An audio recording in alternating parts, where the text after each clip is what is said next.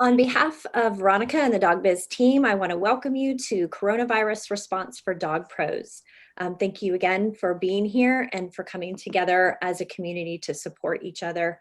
As I said before we got started, as dog pros, we all share a common goal, and that's to help dogs. And it's in that spirit that we're having this conversation today. We hope we can help support you as you face difficult business challenges and decisions that this crisis poses. This, though, will not be the last time you hear from Dog Biz or the last support you get from us. We'll talk some more about that at the end of our meeting tonight, but we just want to remind you that if you want to keep up to date on the most current information of what we have to offer as far as support, follow the Dog Biz Facebook page, because we'll be alerting you there when we're putting out new resources and things for you. So that's a good place to look. There are a couple of you, I think at least, that are on the call that may not be familiar with Dog Biz. So just want to make sure we introduce ourselves to you. You can find more information about us at dogbizsuccess.com. But just to give you a little bit of information about who's talking to you today.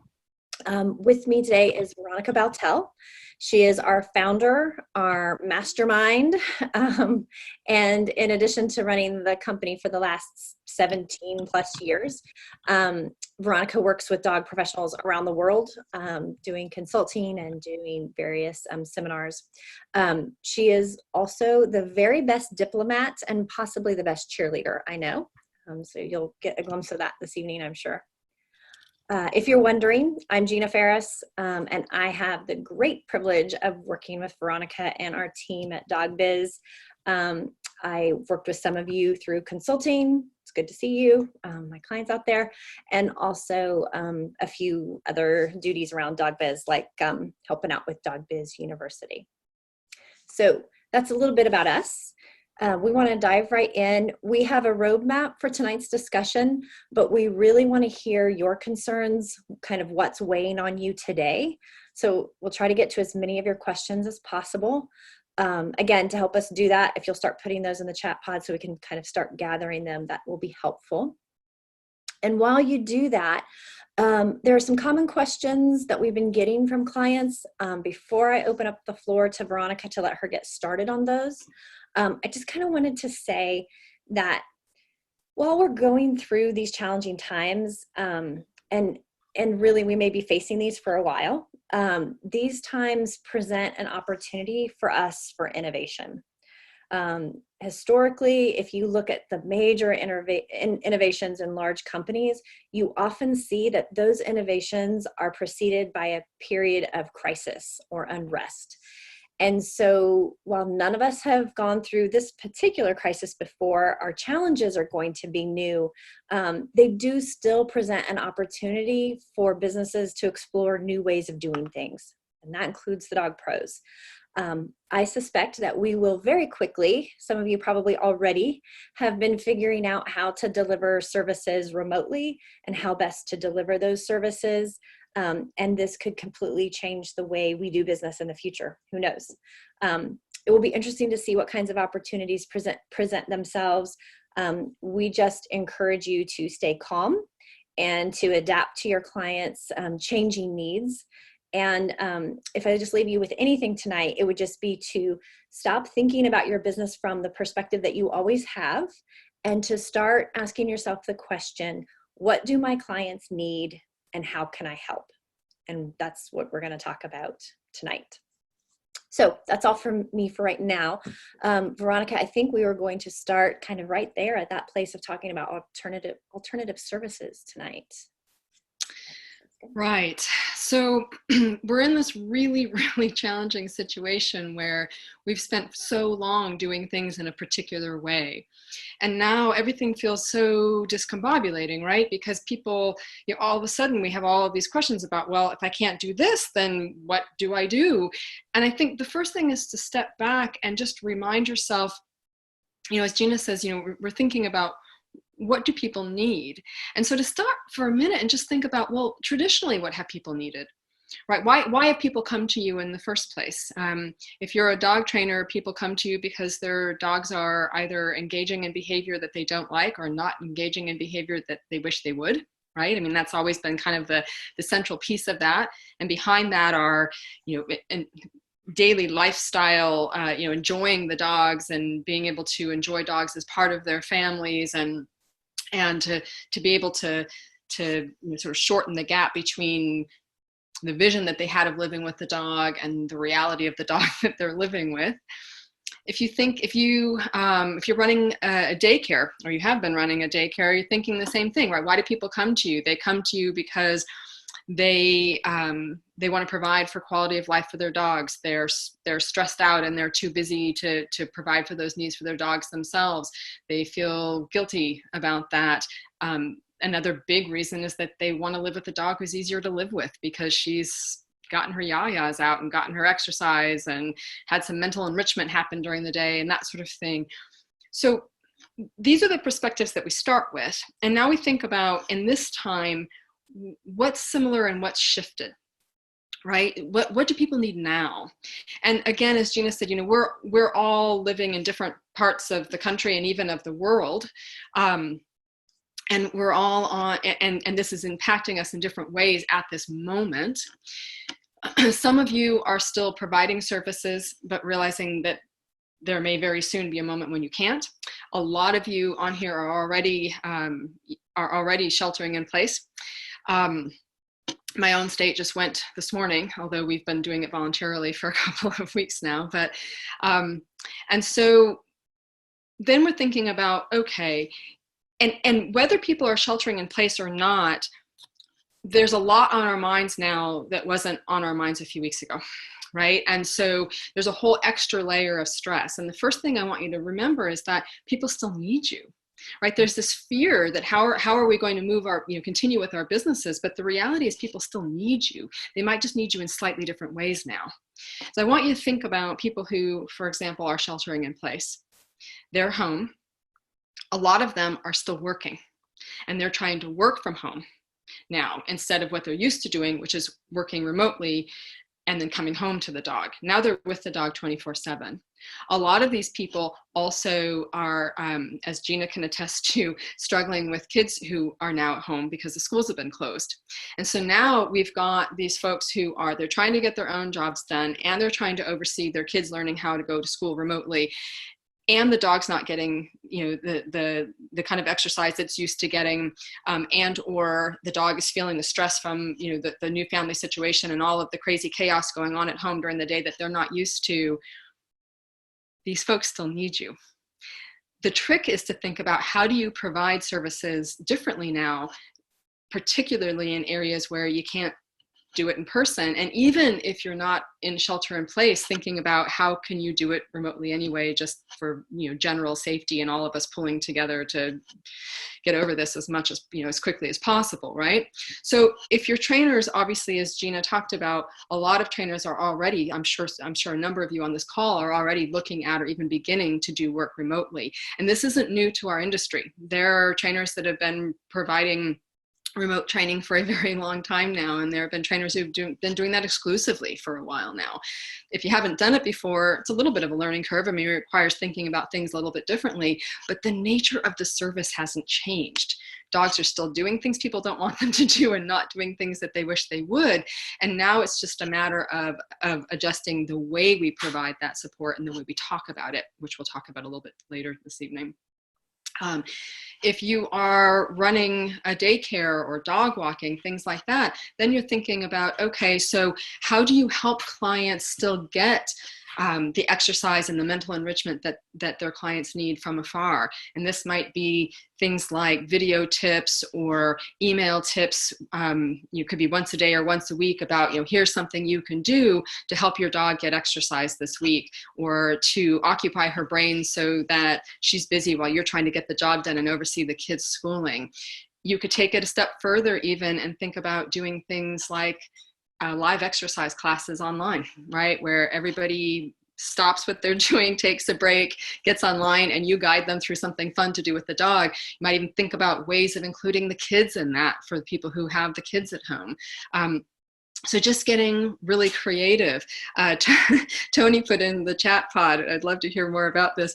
Tony put in the chat pod that she might have to leave a little bit early today because she's doing a potty webinar.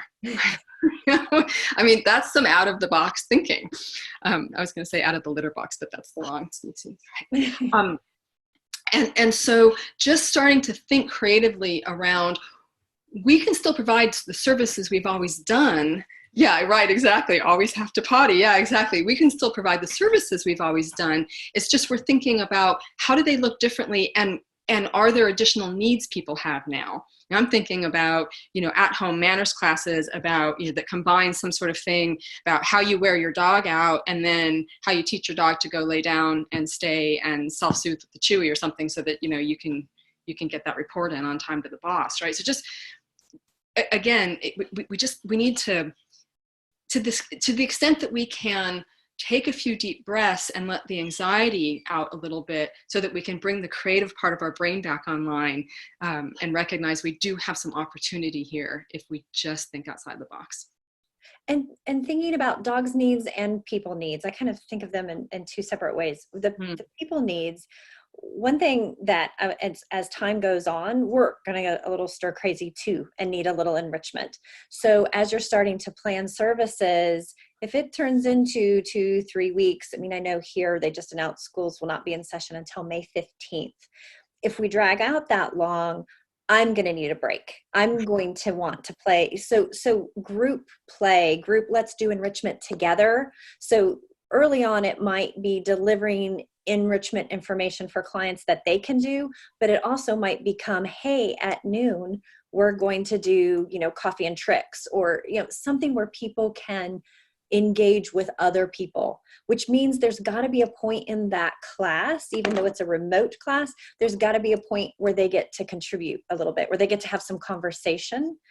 So our classes aren't going to just be about dog training. It'll probably be a little bit about socialization for our people too. And so building that in, I think, will be really valuable. Right now, dogs and kids, like little 30-minute activity time where mom can put dog and kid in front of Zoom and you lead them through some stuff. Man, in my house, I would sign up for that, because it's a little crazy around here. So just thinking about, what are the parent needs too? And then the flip side of that, for some of you, thinking about what kinds of problems are going to crop up as time goes on, and how can we prevent them? Certainly lots of enrichment. They're going to need a lot of help with enrichment, whether that's just showing a video of a dog doing enrichment activity or showing them how to make enrichment activities. That will be important. I would also get ready your barking advice, right? Because I bet our calls for barking are going to go up. I bet our calls for chewing and destruction are going to go up, right? So get ready with your resources for that. And I would say for those of you who are working with aggression clients, and particularly if you're working with like reactivity, I would be working on ways to help them prevent backslides. But I would also tell them what an opportunity this presents, right? Our dogs are not going to come in contact with constant triggers for a few weeks. Wow, that presents a real opportunity for us to just do some general training with the dog, get them calmed down. Maybe there are some things, some hand targets, some DRI behaviors that you can start to install so that when they are ready to take it back out on the road, they've got some skills that they don't have yet. So you don't have to put all those on hold. Some of that work, you can be doing some prep work for them now. And maybe we'll be able to spend this for some of those dogs. Maybe it'll be a positive. I don't know. I'd like to think so. I let Carly said in the chat that she was concerned. She was thinking about doing something, for kids and dogs and whatnot. She was concerned that for kids it might need extra technology, like graphics and videos and things like that, and kind of concerned about the learning curve and time for getting that together. And I would just say, don't overthink it, and don't feel like it has to be fancy. It really, really doesn't. And stop and think about this for a second. It's funny, we think about every time, as soon as we start thinking about technology, we think it has to be shiny and polished and perfect. But we don't do anything in person that way. I mean, I know for me, and you know, granted it was it was longer ago than I want to admit, but like the first dog training class I taught was on a tennis court. Me too. Right? And people came and they got value from it. And we don't have to put that pressure on ourselves, especially right now. People need you right now. They don't need you shiny. They need you smart, right? They just need the help. They need the support.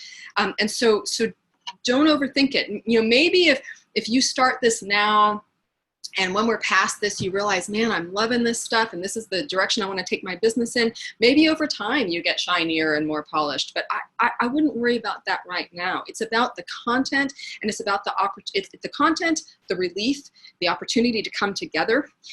These are the things that you really want to focus on as, you know, as you think about what this would look like. Don't let any kind of thoughts about perfection. Don't let perfectionism get in the way of this. It can be down and dirty. Just get out there and do it. I mean, all you need is what we're using right here. Is, you know, all you really need is Zoom.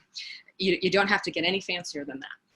I have a 9-year-old daughter, and yesterday we set her up in a Zoom meeting with her friend, and they were on Zoom together for an hour and a half. I finally had to say, enough, get off. They will absolutely, they did, you know, they walked around and showed each other their house. Like they did, it didn't have to be fancy. They just really were just looking for someone to engage with them.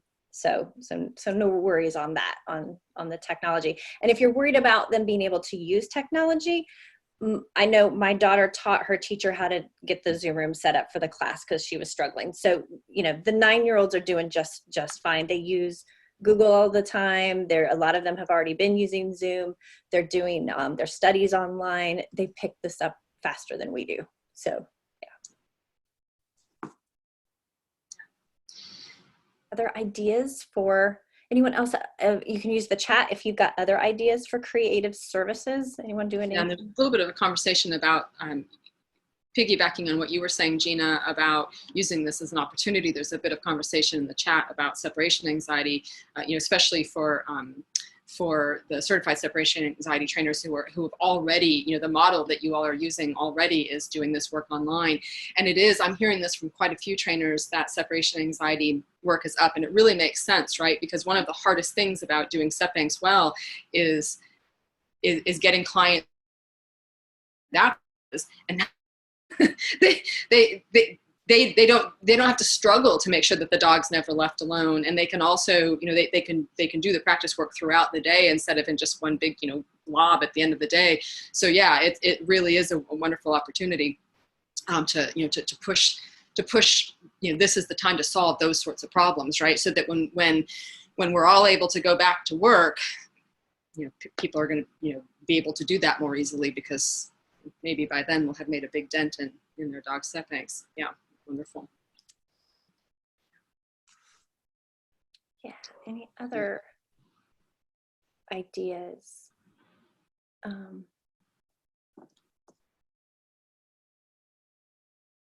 Oh, yep, okay. Finding things for other trainers to do has come up.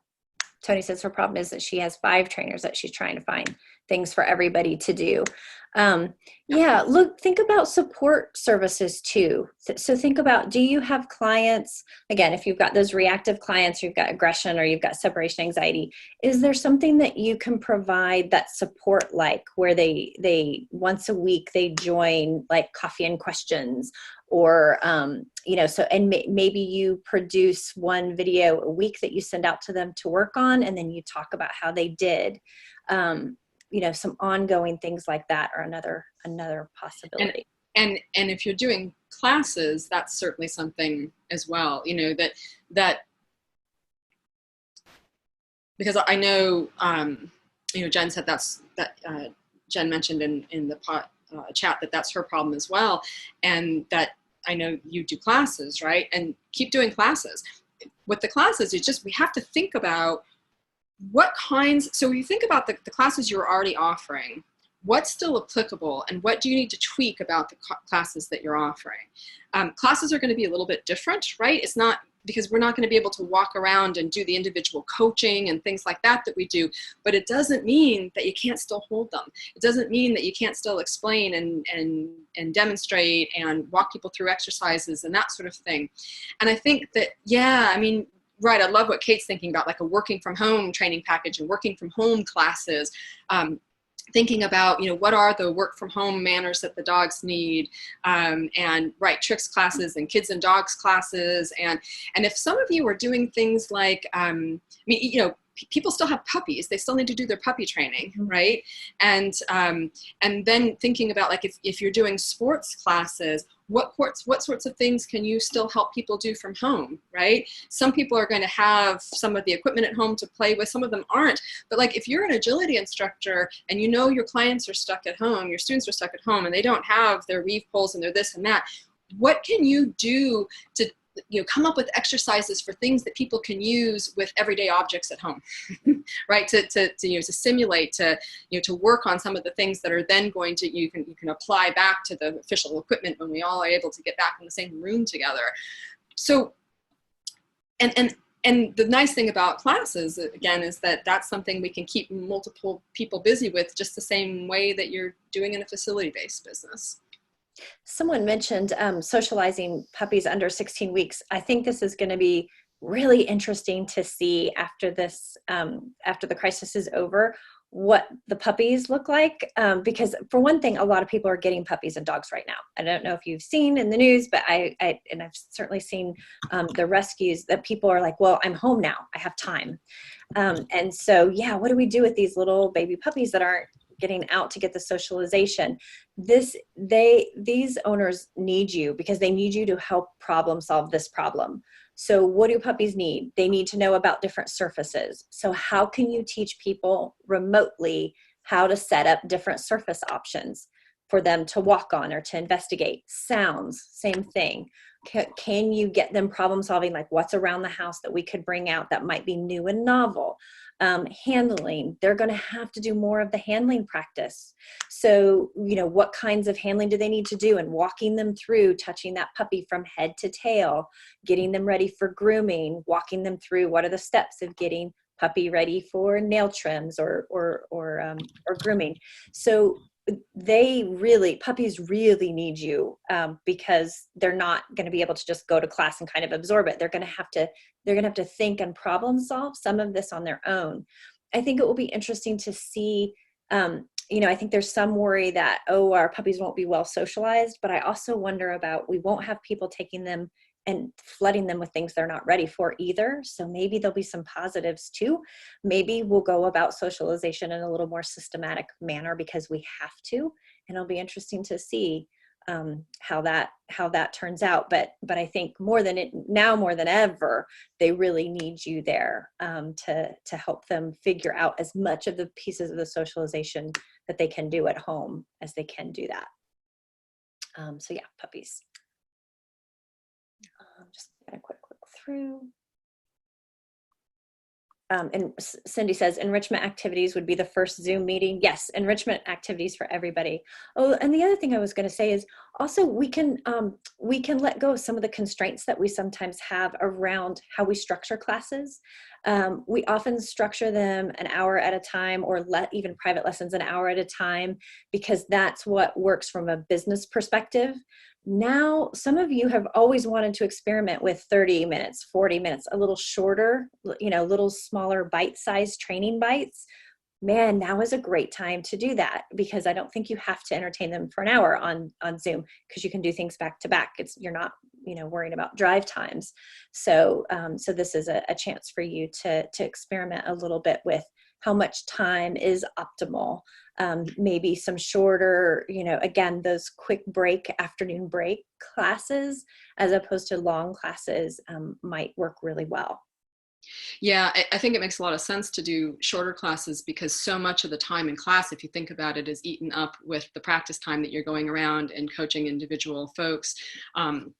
And so that's something kind of interesting too. And you might even think about, you know, doing some kind of package stuff where you've got, you know, a class that you're doing and the classes are 30 minutes, but then you're also doing, like, you know, 15-minute, or half hour, check-ins with each student, to give them, some sort of one-on-one live coaching feedback.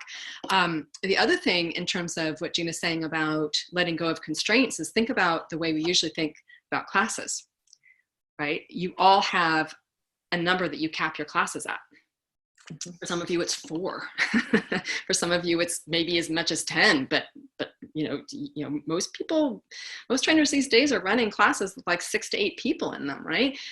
When we're thinking about these classes, it's mostly going to be direct instruction, right? You're going to be teaching lessons, so you don't have to have the same numbers constraints, right? You could certainly let quite a few more people into your classes, and then leave yourself more time for marketing them, etc., because you're not having to teach as many to serve the same number of people. And so, yeah, I mean, we really can start kind of knocking the walls down and rethinking the way we do everything.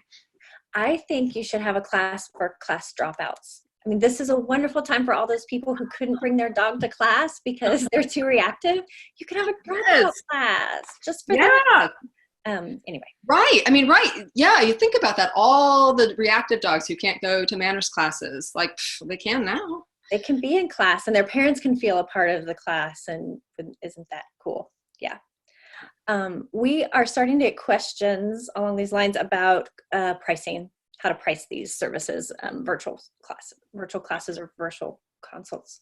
Yeah, and before we move to pricing, I just want to make sure, just in case there's any confusion, we're not talking about classes outside. We're talking about online classes. So everybody's going to be in their own individual homes watching you online. Yeah. Okay. So I'm sorry, Gina, please go ahead. No, that's okay. I was going to throw you under the bus for the pricing question. Oh, no, they're just asking about reducing rates. Do we need to reduce rates for virtual work? Yeah,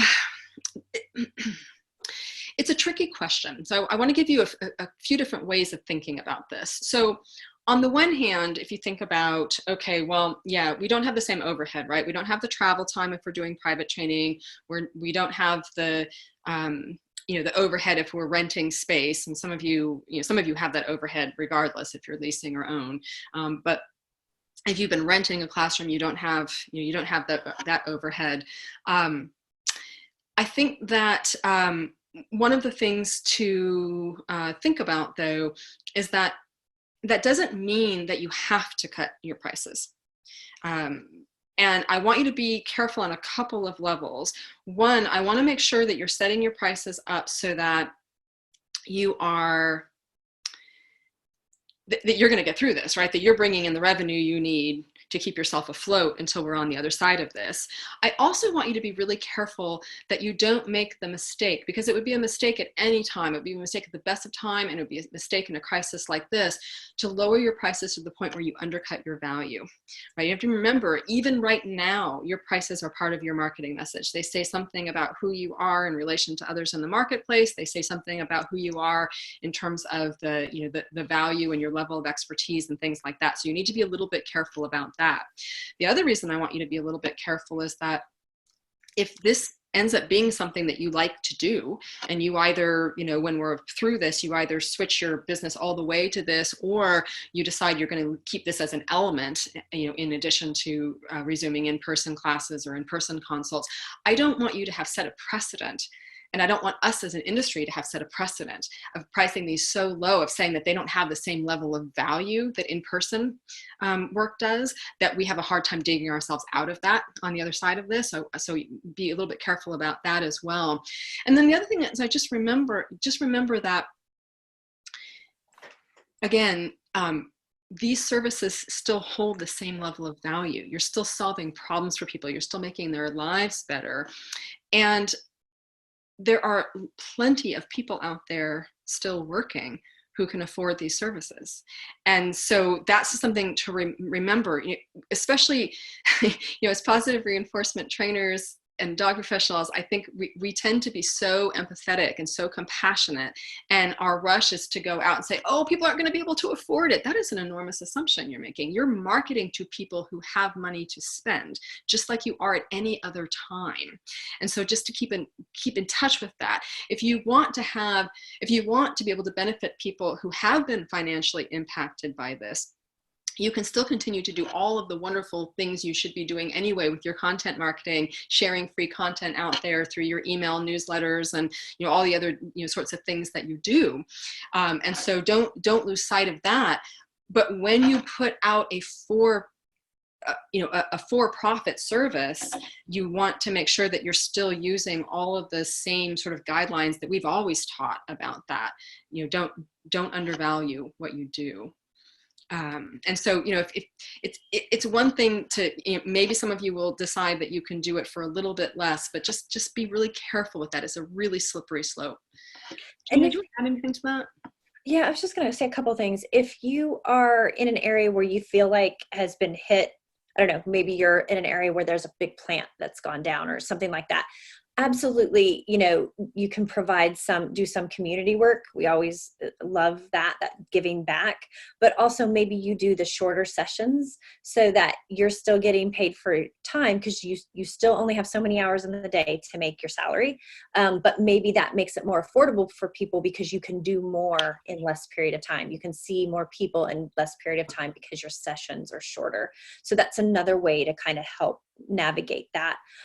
There was also a question about raising rates. Some of you were ready to, just getting ready to put in a rate increase, and April is a common time for that. No, I wouldn't do that right now.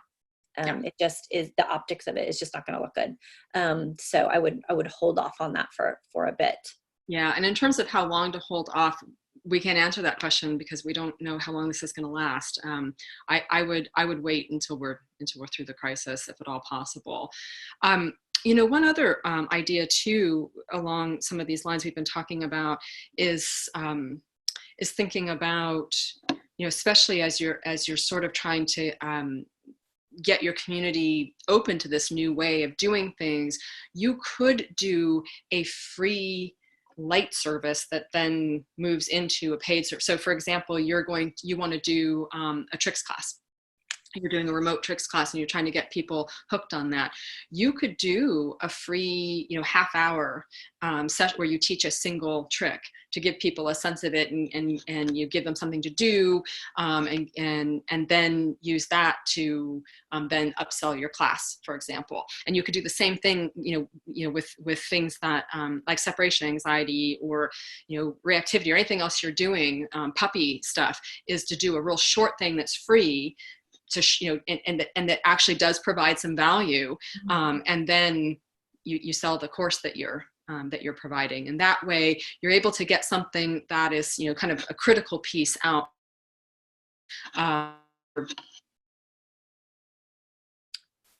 That's my hand signal that you have gone away. She'll be back in a second, I'm sure. It looks like her. Too. Oh, there she is. There she is. Oh, sorry about that. I lost you for just a second. There's been a little bit of chat about sort of client resistance, and I think primarily the chat was about resistance to in areas where shelter in place isn't a mandate yet, that some clients are still wanting to do things in person. But I think there's also the bigger issue of, even in a mandated shelter in place piece, where just getting people used to this, right? Because again, there have been plenty of people in the industry doing it, but there are lots and lots of dog owners that have never been exposed to online learning in the dog industry. And so I think, whether you are really standing your ground about sheltering in place, even when it hasn't been mandated in your local area yet, because we all want to get a hold of this as quickly as possible, which means we want to do everything we can to sidestep contact, or whether you're already someplace where that's not the issue anymore, but you still have to overcome the resistance that people might have to something new. Anytime you're selling a new service that nobody's encountered before, you have to push through that initial resistance. And so, a couple of things I want you to think about. One is that as you start to decide what your services are going to look like, and you start to put those out, don't put it out as an option. Don't put it out as a like, well, if you want to, we could do it this way. Or gosh, I know we had this, we know we have 8 sessions left on our 10-second package.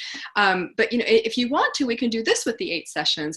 I want you to just get out there and tell them what you're doing. This is how we're going to do it, right? So you're saying, look, you have these needs, and we can't address them in the same way we used to, but I still need to address these needs for you. You still have them. And so here's what we're going to do to make sure you still get the training you came to me for. Or here's what we're going to do to make sure that training's still available when we're reaching out to new clients. But the idea is just to own it in this really confident way, sell the benefits of it.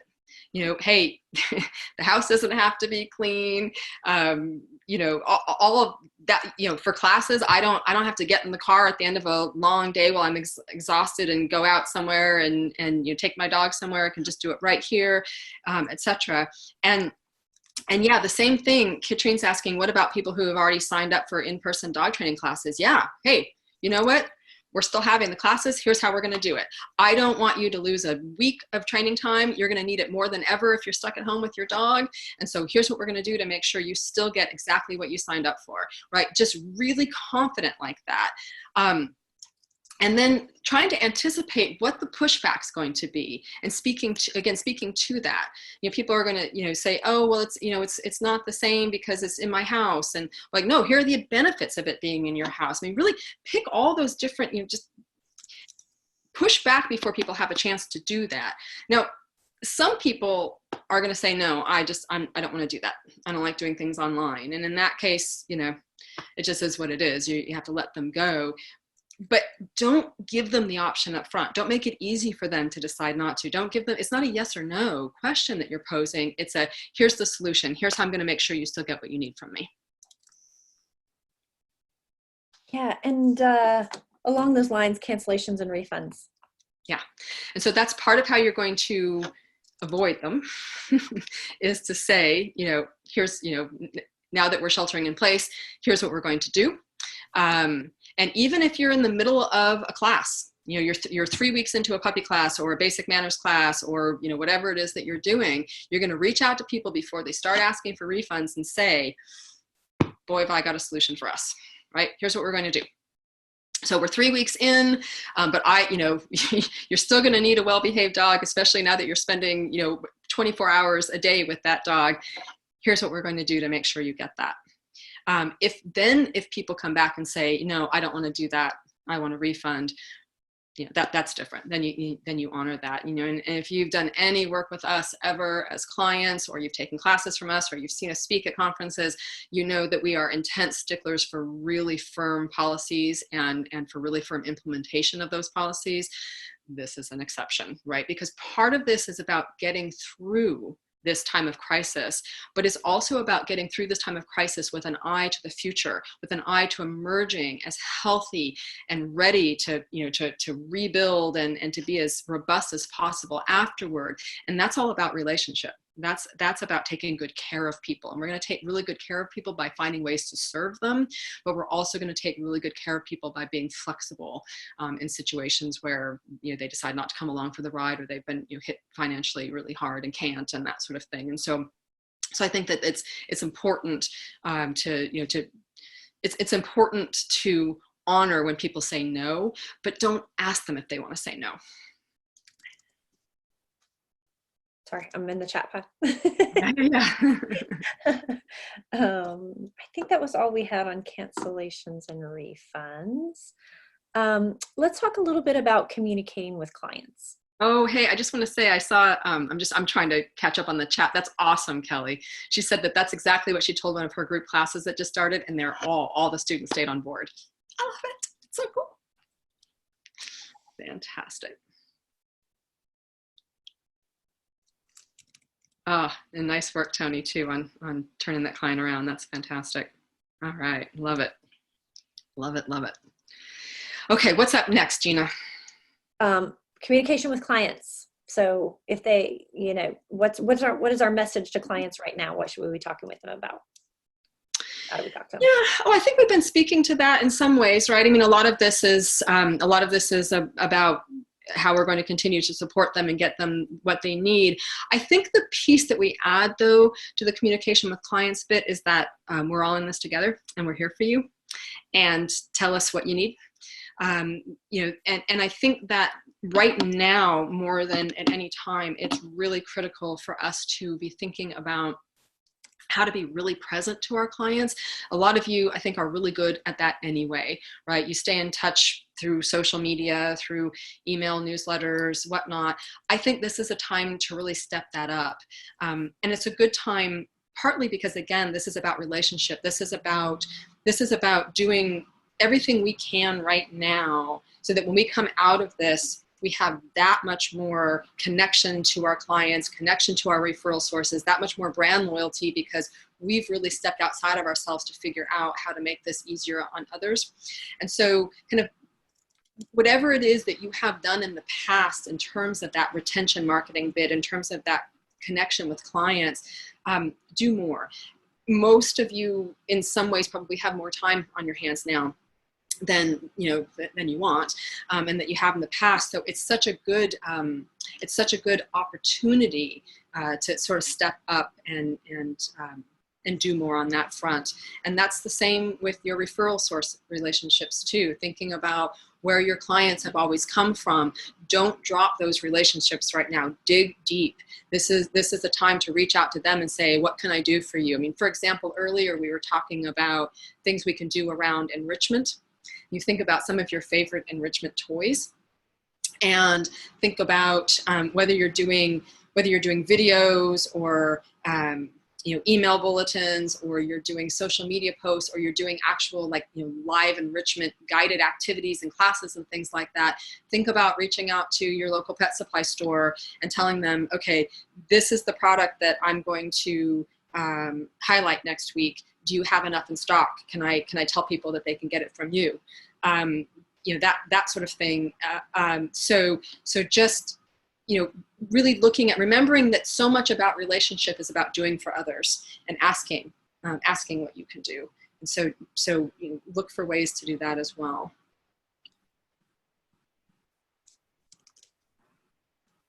Any other questions on communicating with clients? Give you guys a second to get them typed in case.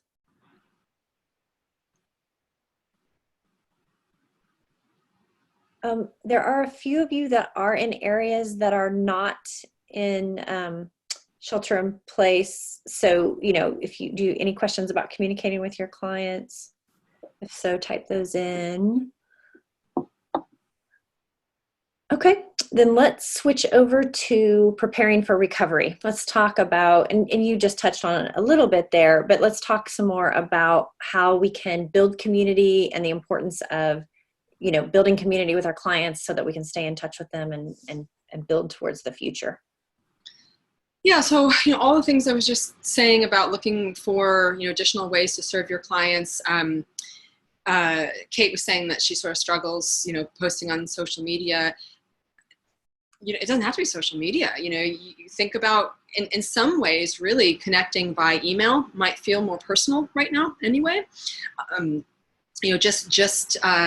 If you haven't done email newsletters in the past, this is a good time to do it. You might even think about doing it a little bit differently, thinking about, reaching out once a week with just a quick, tip, something to do with your dog at home, and I'm thinking about you, and, that sort of thing, is another way to do that as well. And I have to say, I think a really big part of it, when we think about emerging out of this, we think about what we can do now while we're in it, and we think about, with an eye toward the future, for what this looks like afterward. It's the communication part, but it's also, and this will surprise none of you who have ever interacted with us on any level, it's about marketing, right? You want to be marketing more right now than you ever have, both in terms of continuing to bring revenue in right now to get yourself through this, but also it's an incredible opportunity to burst through this at the other end, ready to really pick up speed. We have talked, it's so, this industry is so, we just, as a general rule, do not do anywhere near the marketing we should. And there's so much of a sort of like, oh, when I have time, this is the time, right? I mean, first of all, because as we shelter in place, we have more of it on our hands than we have in the past, but also because we have more of a necessity now than we have. If we're going to offer services that are different from what people are used to, we're going to have to explain those to them. We're going to have to convince them about them. We're going to have to let them know they exist so that they know to come to us for them. And so this is such a, this is such a perfect time for it. As Kate was saying, she's been meaning to start a newsletter forever. Maybe this is going to be the kick in the pants to do it. Yeah, like this is right, exactly. This is the time. And so really, thinking about what kind of marketing you can do that gets you through this. And as you think about, and it's all the same kind of marketing we've always taught about, the community marketing, piece to it. And we don't have the time to dive into that in detail right this minute, but the other thing to be thinking about, hey, have fun with the potty class, Tony. Bye, Tony.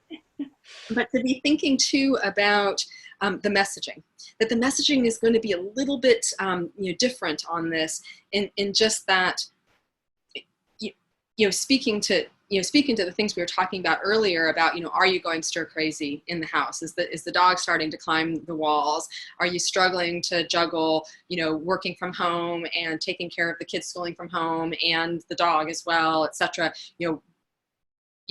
Reliefs on the way, and thinking too about maybe teaching slightly different things, right? That it may be that in the past, your manners classes have really focused on, these particular types of concepts and cues and things like that. And now you're going to be focusing a little more, really stop and think about what would be the most helpful things to teach given the situation people are in right now. And then, really kind of speak to those in the marketing and how learning these things is going to make their day-to-day life easier, et cetera. So you're going to adjust that, that marketing message a little bit differently because people's needs have shifted, a little bit for that.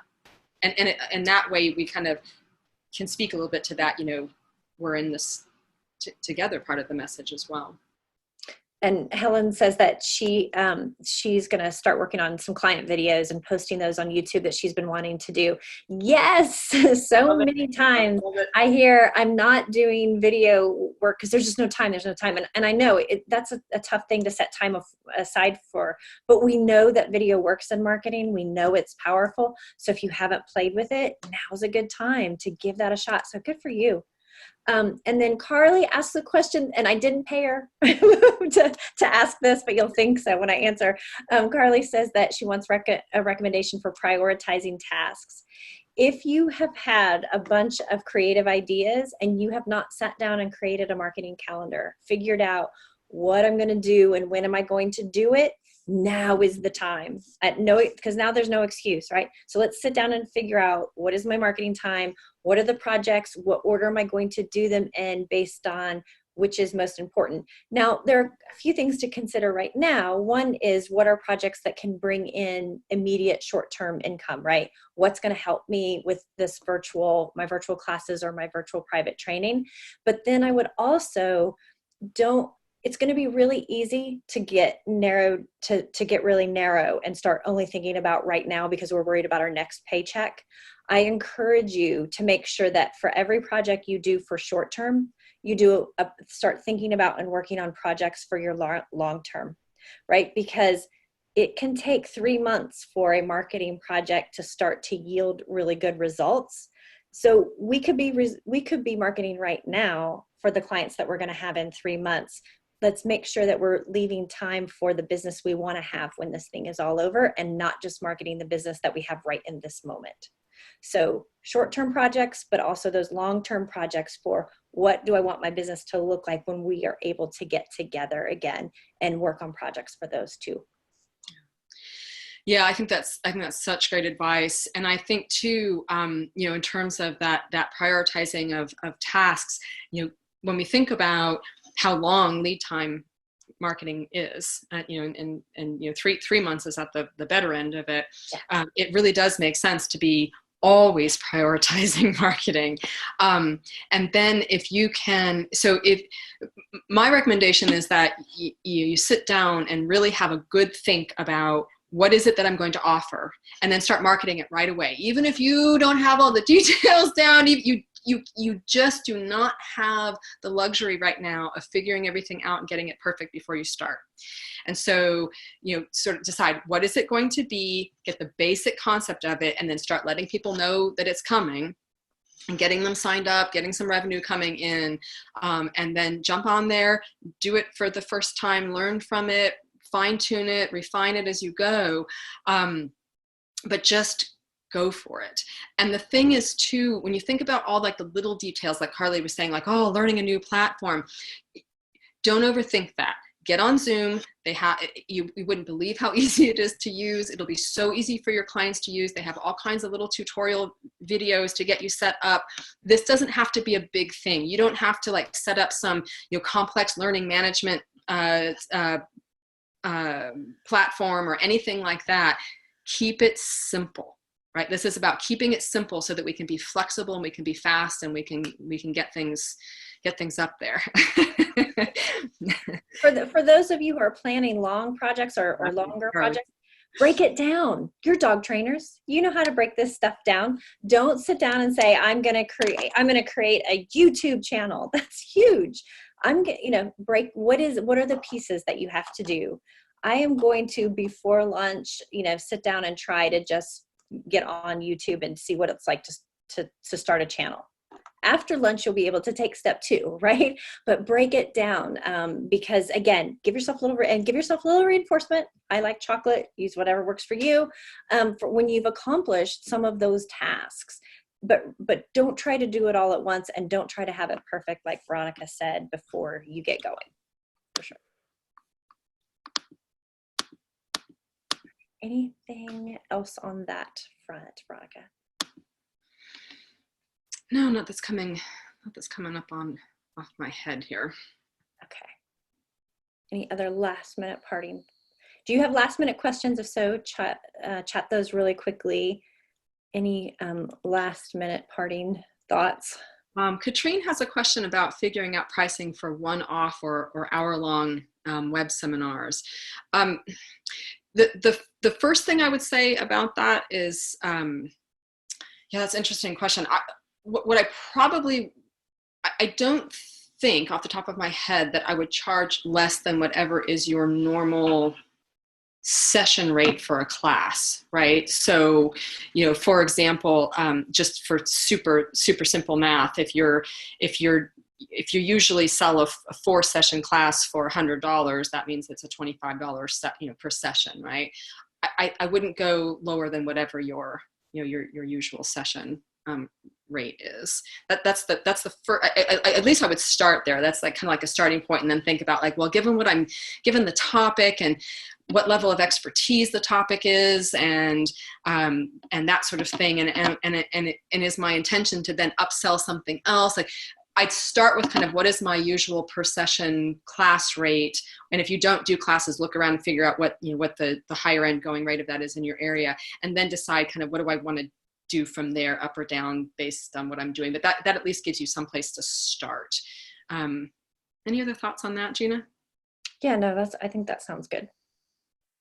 That's good advice. Also, there's something else that popped in here. I want to make sure we address Lynn. Lynn asked the question, did she hear something about dog care services being designated as essential services? So here's the challenge with this, with the shelter in place or stay at home, whatever your area is calling your particular order, is that none of them are the same. Except for the 5 or 6 counties in San Francisco. Everybody's got a different order. So I don't know what the order in your area is. I will just share a couple things because we did work with the Bay Area specifically when it first came out, and Veronica made some calls and talked to some people, and because it looked like maybe walkers or trainers would be essential services. No, that came back with a big fat no.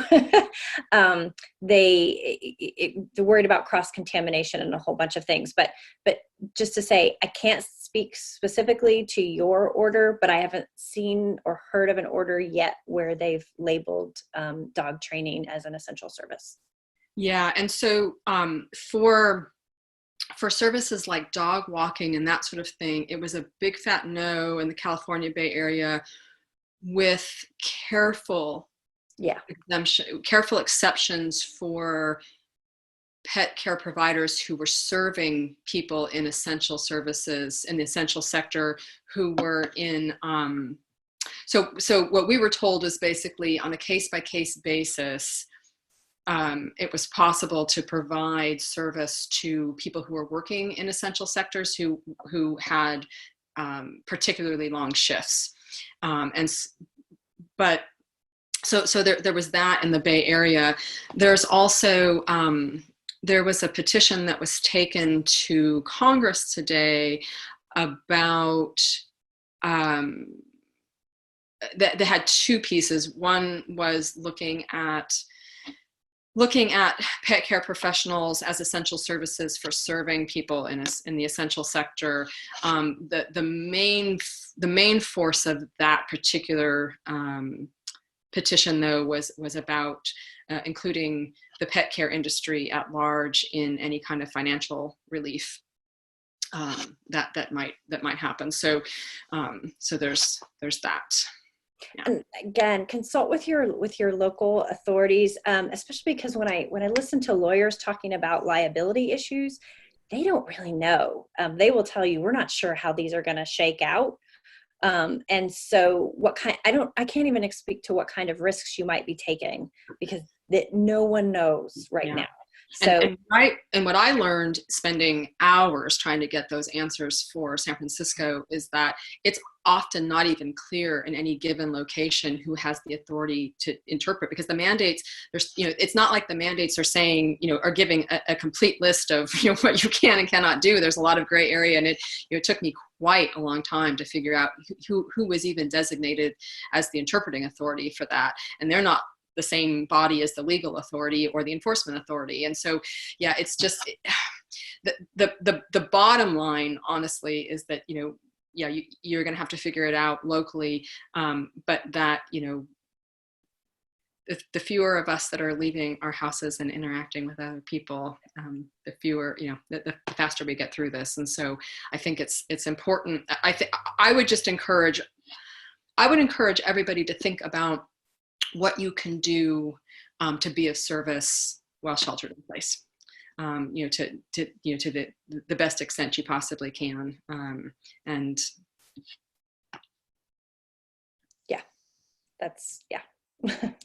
I wish we knew more, but it's just we don't. I think that was it on that.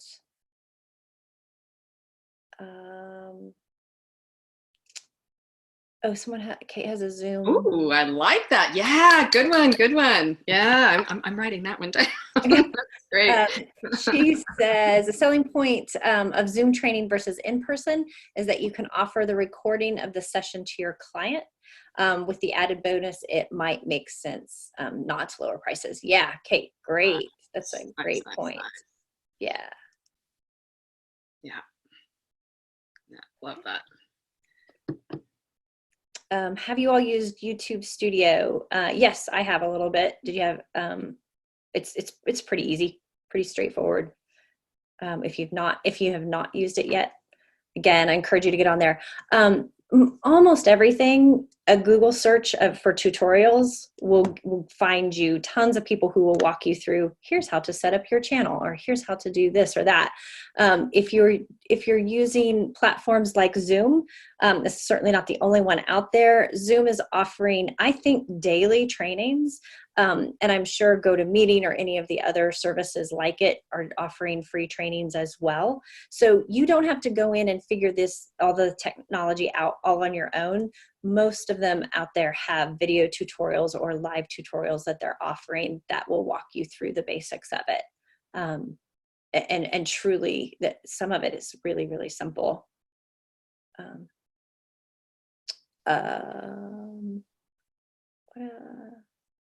Oh, constantly have clients ask to have me live with them. So recording is as close as I get. Yeah.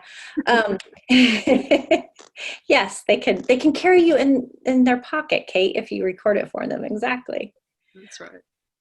Um, oh yes, Jennifer was talking about YouTube private unlisted playlists for clients. Yes, you can. If you're using YouTube, you can create private lists so that it's not, if you may have some things that you want to be public, but you may have some that you only want clients to have access to, and YouTube does allow you to do that. So lots of tech options out there. And again, most of it is going to be easier than you think. So just jump in there and give it a try.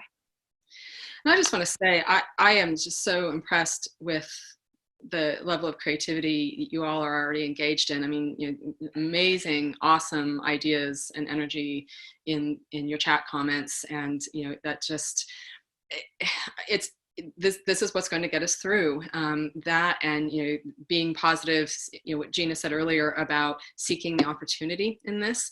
We cannot change this. We're stuck here for a while, and so really stepping back to think, okay, what can we make of this for ourselves? What can we make of this as an industry? What can we make of this for dog owners and dog lovers? And I just think that's so powerful. I mean, all of your creative ideas, your willingness to try something new, to set the fear down and, go ahead and let this be the kick in the pants to do some of the things that you've thought about doing and wanted to do. I loved earlier in the evening too, Cindy was saying that, she's, as a dog walker who can't walk dogs now, she's using the time to pursue education as a trainer, which is something that she's wanted to do. And so, just right, doing for ourselves doing for others what we can do right now, and doing for ourselves in a way that positions us for the future as well. And I just, I commend every one of you for being here and gearing up to do what needs to be done. Yes, and along those lines, when so much is out of our control, isn't it great to be active and take control where we can? And I really am. I'm excited about the innovations that are going to happen in training. I know you're going to come up with some really cool new training techniques after this. I just can feel it. So I'm really excited to see what's going to come out of the other side. I wish we were doing all of this for different reasons, but right. But we'll enjoy the good things that come out of it. That's right.